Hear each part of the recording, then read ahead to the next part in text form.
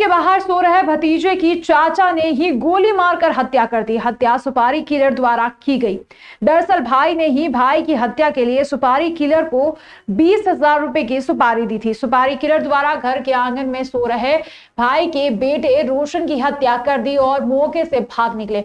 पूरे मामले में पुलिस ने कार्रवाई करते हुए आरोपियों को धर दबोचा और घटना का पर्दाफाश कर दिया। फरियादिया रानूबाई पति नरेंद्र मंडलोई उम्र 45 वर्ष निवासी ग्राम खनपुरा ने दिनांक 11 मार्च 2024 को रिपोर्ट की थी। उसका बेटा रोशन मंडलोई घर के बाहर ओसारी में पलंग पर सो रहा था।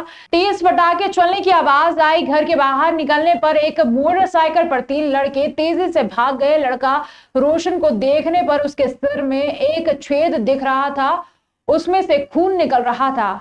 हमने शोर मचाया तो आस पड़ोस वाले मौके पर आ गए। रोशन को लेकर हम अस्पताल गए, जहां पर रोशन की मृत्यु हो गई। किसी अज्ञात व्यक्ति ने गोली मारकर मेरे बेटे रोशन की हत्या कर दी। रिपोर्ट पर से अपराध क्रमांक 130/24 धारा 302 भादवी का पंजीबद्ध कर विवेचना में लिया गया।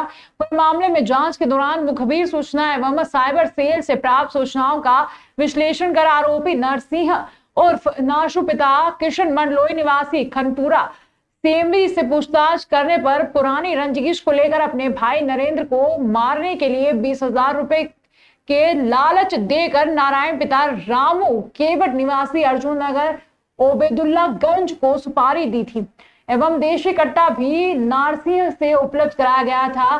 फिर नारायण ने अपने साथी अभिषेक पिता राकेश केवट निवासी अर्जुन नगर ओबेदुल्ला गंज एक अन्य बार अपचारी निवासी ओबेदुल्ला गंज के साथ आकर दिनांक 11 मार्च को घटना को अंजाम दिया। बाद नारायण केवट से पूछताछ करने पर उसके द्वारा घटना में प्रयुक्त हथियार एवं घटना में प्रयुक्त मोटरसाइकिल नीली पल्सर NS बिना नंबर को सह आरोपी अभिषेक केवट। सर, ये जो खनपुरा खेड़ा में मर्डर कांड हुआ था उस विषय में प्रेस कॉन्फ्रेंस बुलाई, क्या है पूरा खुलासा? दिनांक 12 मार्च को ग्राम खनपुरा की रानूबाई जो फरियादियां हैं इस प्रकरण की, इनके द्वारा सूचना दी गई कि रात को 9:30-10 बजे के आसपास सभी लोग जब घर पे थे तो घर के बाहर से कुछ बंदूकनुमा या पटाखा चलने जैसी आवाज आई थी। घर के बाहर उन्होंने आके देखा तो 3 व्यक्ति जो है बाइक से उन्हें भागते हुए दिखे। साथ ही उनका बेटा जो बाहर घर के बाहर ही सो रहा था।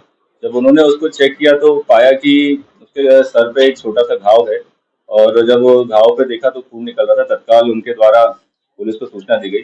पुलिस द्वारा और आसपास के ग्रामीणों की सहायता से जब उसको अस्पताल लाया गया तो उसको डॉक्टर ने मृत घोषित किया। पीएम के आधार पर पाया गया कि बालक की जो रोशन था उसके सर पर एक बंदूक से की गोली का एक चोट का निशान था। पीएम के आधार पर तत्काल अपराध कायम किया गया। घटना की गंभीरता को देखते हुए वरिष्ठ पुलिस अधिकारी श्रीमान पुलिस अधीक्षक महोदय एवं अतिरिक्त पुलिस अधीक्षक महोदय को बताया गया। उनसे निर्देशन प्राप्त करके 2 टीमों का गठन किया गया था।